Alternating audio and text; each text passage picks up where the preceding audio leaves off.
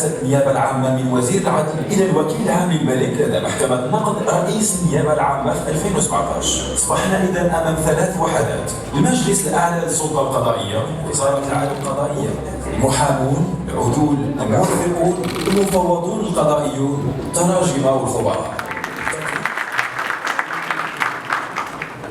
مجلس وزراء العدل العرب في بغداد بعد أن قدمنا طلبا تحريريا بذلك إلى الأمانة العامة لجامعة تخدم مؤسساتنا العدلية في جلساتكم العلمية التي ستكون خطط عمل على المدى البعيد. وشريكه مجلس وزراء العدل العرب بالروابط الوثيقة. اسمحوا لي بدء أن أغتنم هذه السانحة لأعرب عن سعادتي البالغة والجمة لتواجدي على أرض. تحياتي وتمنيات لكم ولهذا الملتقى بالنجاح والتوفيق. أيها الأخوة، إن الرعاية السامية لصاحب الجلالة الملك محمد السادس لمكان فخر لجميع منسوبي الأجهزة الأمنية والعدلية في الوطن العربي، وما هي إلا تدل على الاهتمام من القيادات العربية لجميع منسوبي الأجهزة الأمنية والعدلية وللمنظومة العدلية والأمنية والإعداد بهذا الملتقى التي يأتي في إطار علاقات تعاون. ونحن نمثل الحكومة العراقية التي تشكلت حديثا وليدة اتفاق سياسي بين الكتل التي تمثل جميع الأطياف الشعب العراقي، وهي تمتلك رؤية واضحة وتسير بخطى ثابتة لتنفيذ برنامجها الحكومي، والذي انعكس إيجابا على أدائها في تنفيذ الإصلاحات ومكافحة الفساد وتحقيق التنمية الاقتصادية وخلق وضع سياسي مستقر ووضع أمني مستقيم. ورحمة الله وبركاته. مع الدول العربية، والشكر موصول كذلك إلى أخي الدكتور عبد المجيد بن عبد الله بن اياد رئيس جامعة نايف العربية للعلوم الأمنية على دعوته لنا للمشاركة في هذا المؤتمر العام المساعد للشؤون القانونية لجامعة الدول العربية.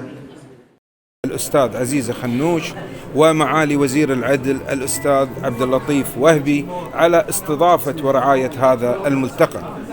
كما أتقدم بالشكر إلى جامعة الدول العربية المتمثلة بالمركز العربي للبحوث القانونية والقضائية وجامعة نايف العربية للعلوم الأمنية على طرح فكرة الملتقى الأول الذي يجمع عمداء كليات الشرطة وكليات الحقوق ورؤساء المعاهد القضائية في الدول العربية. أتمنى من المولى عز وجل أن يسفر هذا الملتقى عن نتائج وتوصيات تستفيد منها كليات الشرطة وكليات الحقوق والمعاهد القضائية فيما يتعلق بالمناهج الدراسية أو البحوث والدراسات القانونية، حيث تأتي هذه الفكرة مواكبة للتطورات والمستجدات التي تشهدها مجتمعاتنا العربية، فتكون عونا للمشرع عند إصدار التشريعات ومعينا للمحاكم عند إصدار الأحكام القضائية. أكرر شكري وامتناني إلى كل من ساهم في تنظيم هذا الملتقى، ونتطلع إلى المزيد من الفعاليات التي تجمعنا بزملائنا الأفاضل في الدول العربية والدول الأجنبية. شكرا. El director ejecutivo del Centro Universitario de la Guardia Civil y estamos invitados por la Universidad Árabe de Ciencias de la Seguridad ubicada en Arabia Saudí, que es un centro regional de la Liga Árabe para formación policial y judicial. Hemos sido invitados por este centro, en colaboración también con el Ministerio de Justicia de Marruecos, para participar en este foro, principalmente orientado a las formas de colaborar en materia de investigación criminal y en materia también de colaboración judicial. Para nosotros es muy importante y estamos muy agradecidos de poder colaborar con el mundo árabe en materia de formación, principalmente para investigar delitos y para perseguir a aquellos presuntos delincuentes que perjudican a nuestras sociedades. Muchas gracias por la invitación.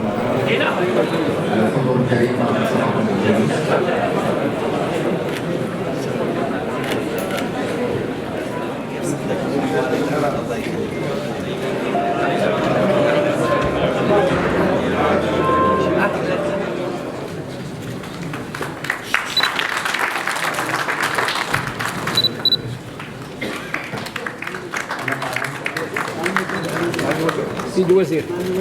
مع الوزير. سيد الوزير.